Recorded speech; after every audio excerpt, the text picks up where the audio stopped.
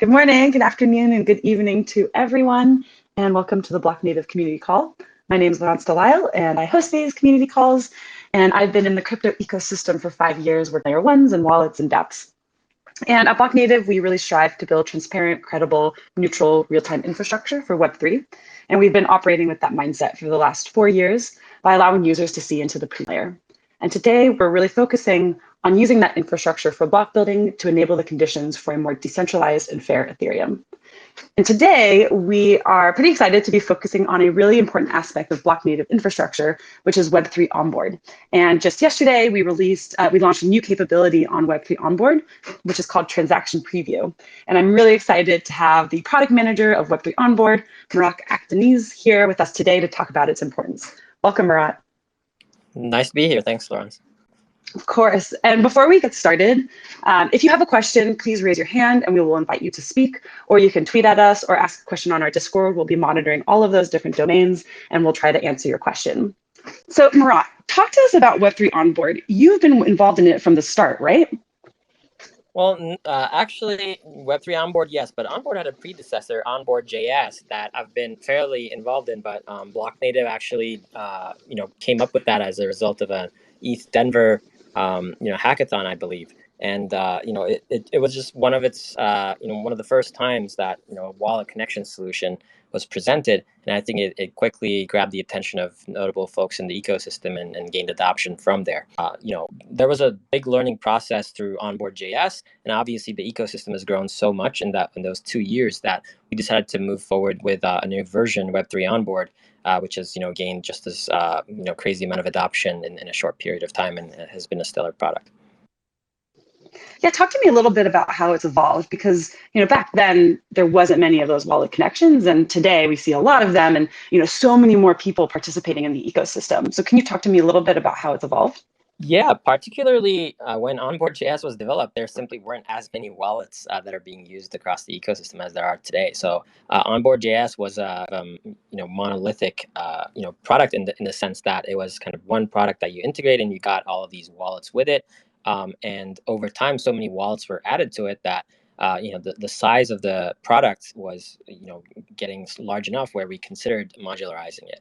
And we had other considerations around user experience. Obviously, the demand around user experience has evolved in the past 2 years in the ecosystem, especially with DeFi and NFTs, and users having multiple wallets, multiple accounts under a single wallet, and have come up. So we've kind of brought in all of those considerations, created environments from them, and came up with Web3 Onboard as a modular and also very user-friendly experience for Dapp integrators, but also crypto Web3 end users.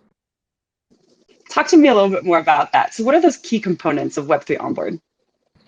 Well, mainly it's super modular, so and it has dynamic imports. So that means even if you're integrating a library that is say 10 megabytes or something like that, your end users aren't really loading all of those 10 megabytes. So it makes the wallet connection experience and dealing with the Dapp experience very light, because it loads only the wallet module that that particular user is connecting with. So if they're only using MetaMask, or if they're only using Wallet Connect or something of that nature, they don't have to deal with all of these other dependencies and kind of things that increase their bandwidth and affect their end user experience in terms of load times. So that's a big thing. Obviously, there's a new look and feel, which we feel is fairly modern and matches level of expectation people have from such a library, and the fact that it's customizable, and in apps like Curve or Synthetics, you see or Zapper, you see how they've customized it to their own app's look and feel is quite encouraging, and so that customization element also comes into play.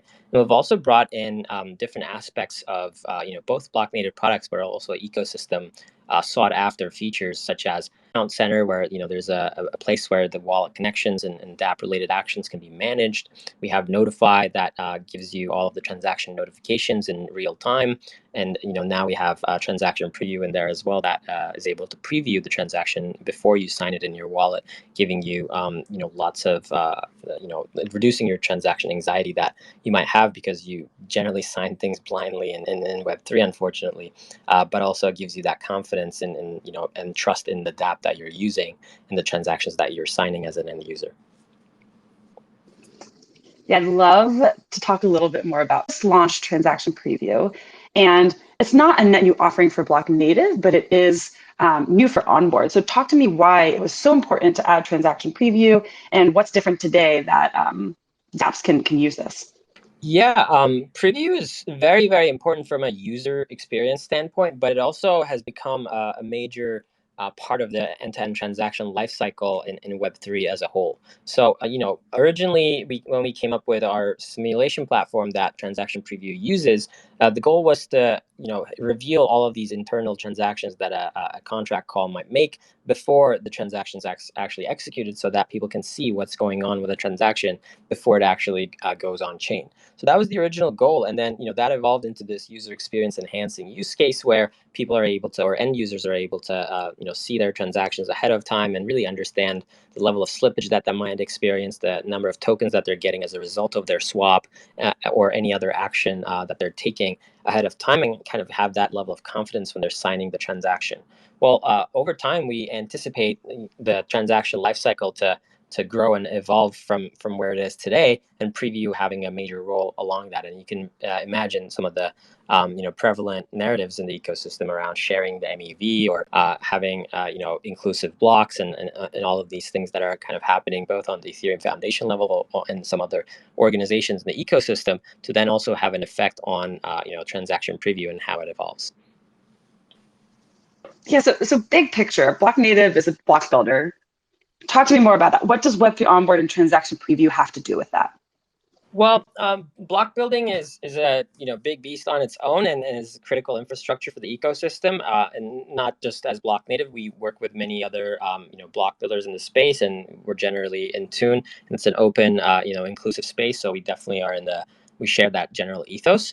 But as previews relate to the end-to-end transaction lifecycle in the intent layer, we're also seeing how that might affect how block building evolves in the future, and particularly around revealing the intent of a transaction and revealing the details of a transaction ahead of time, so that you can have more efficient blocks be constructed in the ecosystem. And obviously that would trickle down to more value for the validators who are validating those blocks, which then becomes an incentive for the network to be secured further. So we do, there is a sense of general ecosystem good when it comes to previewing transactions, because if we make more transactions that we feel comfortable with, and we're growing the ecosystem in a sense, but also adding to the pipeline of blocks being built, which has a very direct effect on the amount of yield that validators generate, which becomes an incentive to secure the network further. Yeah, really cool. I actually have a question from Discord, which I'm going to put in here because we're talking about it. And the question from Discord is, I am already using Web3 onboard. What do I have to do to add transaction preview? Oh, that's a great one. So transaction preview is just another module on Web3 onboard, but it's not just another module. It's a very special one. But in order to integrate it for any Web3 onboard existing integrator or user, all they need to do is download the new module and initialize it in their configuration settings, and they're good to go. So it's actually a very low friction, fairly simple, 2 minutes or under kind of setup experience. And once they enable that, they do need a Blocknative API key at this point. But a lot of our integrators already use that for Notify and for other purposes. So that should kind of work very easily. If they don't, they can always contact us, and we can help them with any getting started, and et cetera. And we can probably give them a good start as well. Generally, it's fairly easy to integrate, and once it's integrated, it's very easy to kind of use and understand how it adds a huge benefit to the transaction lifecycle by seeing setting the correct expectations for the end user, and seeing those effects in action before signing a transaction. I think I was talking to a developer, and if you already are using Web3 onboard, it takes like 2 to 5 minutes to set up, right? Yeah, I actually, even 5 sounds like a lot. It's just because if you already have Web3 onboard deployed, chances are you have anywhere from 2 to 10 modules installed in it. So you add another module in there, the preview module, and you initialize it with the right configuration, and it's good to go. So it's actually a very simple addition, and it really emphasizes the benefits of the modular approach that we took when designing and architecting this product. Yeah, it's impressive when you actually look into Web3 onboard. And yeah, I personally believe you did a great job. And then you mentioned API key to do the transaction preview. So does that mean that if I'm a wallet and I want to add this capability to my wallet users, can I do that with transaction preview? So yes, and we actually encourage wallets to do it. However, wallets would use it through either our SDK or our API at Blocknative rather than doing a through Web3 onboard. Onboard is mostly for dApps, and wallets are able to access the same features through Blocknative's transaction preview API.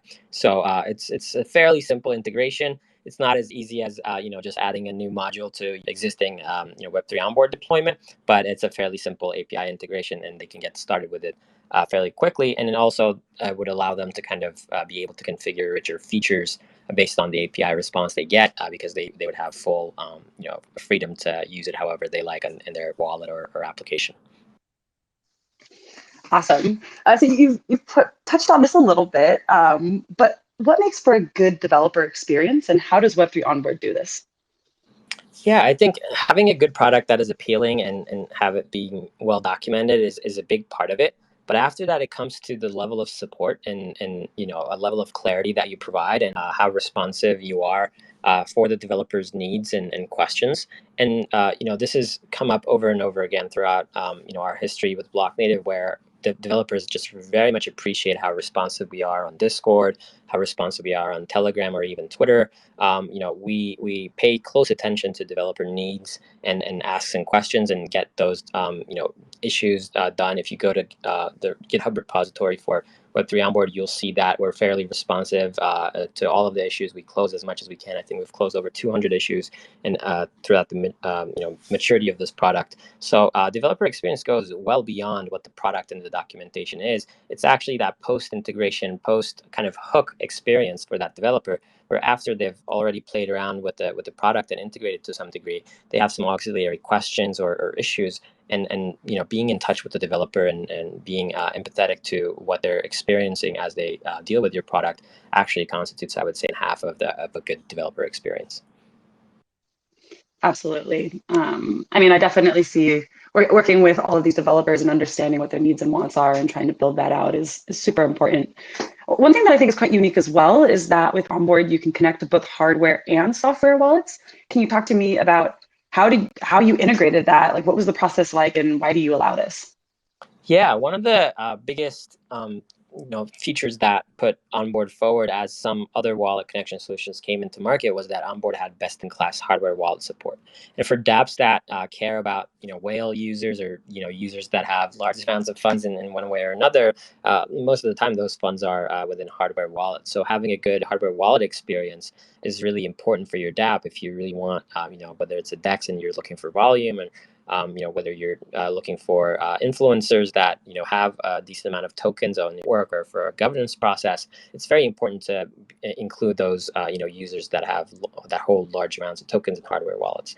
And our best-in-class hardware wallet support anywhere from Ledger to Trezor to KeepKey, and we have a dedicated UI for hardware wallets and Web3 Onboard that other wallet connection solutions do not. It's particularly tricky to build this UI because you have to have lots of considerations for the details within hardware wallets.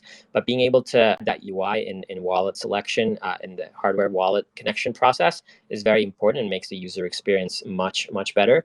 And with hardware wallets, there's usually a lot of them don't even have screens. It's usually click to sign kind of process. So having a preview is actually super important, and it really illuminates the process, the transaction lifecycle process before the user gives that approval and signature on the transaction. So both by both having a dedicated screen in the hardware wallet connection process and also having preview before the transaction is signed in a hardware wallet, the experience in transacting with a hardware wallet is almost tenfold better with Web3 Onboard. That's so true. I remember when I first set up my Ledger wallet, I was a little bit nervous. I was like, oh gosh, this is a little scary. So it's definitely a need. I know they've improved it a ton now, and yeah, it's really cool to see that. You touched on some kind of things that are unique, and one thing that I looked at, I come from the wallet and Dapp world, and when I was looking through Web3 Onboard, I loved seeing the Uniswap widget component that you can add. Talk to me about why you implemented this and how that came about. Yeah, we get a lot of traffic and interest to Onboard in general, but around the time Uniswap put out their widget, we were getting a lot of traffic from the Uniswap site And we saw in their docs that we do have a good relationship with Uniswap, but we saw it in their docs that they were actually linking to onboard as a suggestion to potentially integrate with their widget if somebody were to use their widget and to kind of have that wallet connection piece done. So we decided to kind of take this further by implementing that and open sourcing it so that it's just very easy for anybody to deploy both the Uniswap with Web3 onboard in a very easy manner. It's in our examples page on the onboard site, so you can find it there. You can play with it, but it makes the developer experience much better. Essentially, if you're looking to have Uniswap in any website or application, all you have to do is copy paste all of this code, and it's kind of good to go, which is incredible.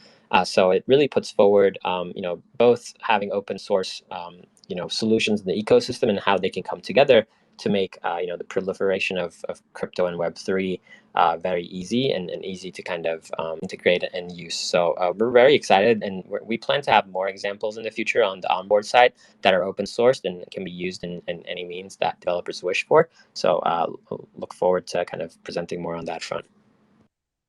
Yeah, awesome. We actually have another question, which you kind of touched on right now from Discord, which someone asked, why open source? That's a very big question, but generally, we see in Web3 that open source really takes things forward because there's a lot of it allows decentralized building and growth of a given product or code base, and it also always surfaces aspects of a product that are possible and are very beneficial to those in the ecosystem that one entity or one party would kind of think of or be able to execute on their own. And I would definitely emphasize how partially onboard grew because a lot of wallets were able to create their own wallet modules or wallet libraries in the previous version on their own to onboard. So even though onboard started out with support few wallets, all of a sudden, all of the wallets that wanted to be on onboard were hitting us up and submitting PRs to the open source repo. And the fact that onboard is widely deployed today is actually because that it's been open source. And it's also very important to be able to see the code base when you're connecting your wallet. I personally would not trust a wallet connection solution that is closed source because I cannot tell what they're doing with my wallet information. Are they running analytics on it? Are they accessing something in my wallet that I do not want them to access? So by having it be open source and be battle tested across some of the top dApps and DeFi and NFTs, it adds that trust vector so that you can kind of confidently use the solution and know that it's doing the right for you. So we believe both from a development perspective and also an end user experience perspective that open source is important. Love that. Definitely aligned. I just want to remind people that if you do have a question, you can ask to get off of mute and we'll take that question. And we are also monitoring Discord. And also if you tweet at us, we'll get that. We got a few more questions from Discord, which is awesome. So Murat, one person asked, how do you simulate transactions? Yeah, that's actually the backbone of this whole thing, which is our simulation platform that we came up with, I believe, in 2020. Which you might see some simulation related solutions today, but we've really had a long amount of experience, long-term experience on developing this. And the way we do that is we have dedicated simulator nodes that act like standard Ethereum nodes in executing the transaction through the Ethereum virtual machine, particularly the data/input part of a transaction that is quite not human readable until you execute it through the Ethereum virtual machine. So we have sets of clusters of nodes that are dedicated. All they do is simulate transactions all day. And we have a custom version of the simulator in there that is highly efficient and ultra fast. And we also decode all of the transactions after we simulate them so that all of the information becomes human readable, and it also is consumable by dApps or any integrators. And we do this 24/7 for pretty much all marketable transactions within the Ethereum mempool. So and we believe this is highly important to illuminate the dark forest, which has been a very large narrative in the ecosystem around what's going on in the mempool. So originally how we came up with simulation platform had to do with lots of transactions that were fairly invisible as to what was going on in them, and we wanted to illuminate that and present the world. And using this information, it makes the ecosystem more efficient because bots are able to see what's going on and they're able to close any gaps in pricing that you might experience as an end user. Obviously, there's some negative side effects having lots of information be visible, but we believe at the end of the day, true information should be transparent and be available. And it's much better to illuminate the dark forest than to go into a very dark forest alone by yourself. So that's generally what Simulation Platform does, and it's used by dApps end users and also traders alike. Great description. And it actually kind of reminded me of a question I have for you is, say I'm a dApp, I integrate transaction preview. What does that look like for the end user going through the dApp and now having transaction preview up there? Yeah, so if you're using Web3 Onboard to do that, it's actually a beautiful interface. It's very simple. So all you're getting is a new transaction notification that lays out all of the net balance changes that your connected wallet will experience. So it's fairly simple. Say you're transferring or you're swapping ETH with USDC. You're able to see how much exact ETH is leaving your wallet and how much exact USDC you should expect as a result of signing and sending this transaction to the network before you sign it. And it's a very nice little snippet that our design team has designed and added to Web3 Onboard. So it looks great out of the box. And for dApps that want an extremely high level of customization, that want to do things on their own, the API is always available. So they're able to do that as well. And they're able to pick and choose level of information they display. For Web3 Onboard, we chose to display information that is only relevant to that particular wallet that is connected. But the Dapp integrator can even show information about the pools that trade affects, or the dApp and the contracts, etc. So there's a very large degree of freedom when it comes to the developer experience and transaction preview. We think it's very easy and nice to in through Web3 Onboard, but you always have that other option to really kind of build something that is very custom to your dApp with the API as well. Awesome. Another question from Discord is, I'm on Onboard.js. How do I upgrade to Web3 Onboard? Yeah, so this came up a lot in the past. So we've created a dedicated migration guide on our onboard docs. So you can go to onboard.blocknative.com and go to the docs there and click on the migration guide to read the details as to how to best migrate from V1 to V2. And even before we did this, a lot of integrators found it fairly easy to integrate Web3 in general, so they were able to do it. So definitely take a look at the instructions there, but it's fairly straightforward. It's like integrating another new library, and particularly one that has a good developer experience and is easy to integrate this time.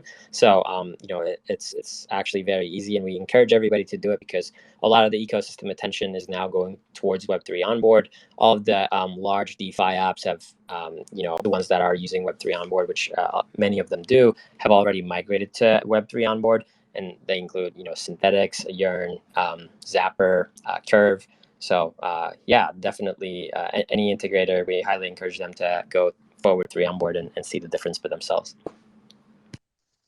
Great. And then the last question from Discord is, how much does Web3 Onboard cost? Web3 Onboard is open source and free.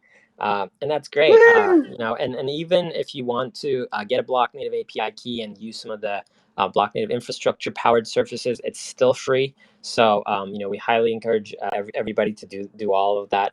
And if they have questions about the cost of a particular service after they've included the API key, or they want to use it and consume it in a much greater limit than what's available in the free tier, they can always contact us, and we're happy to find out a path forward with them.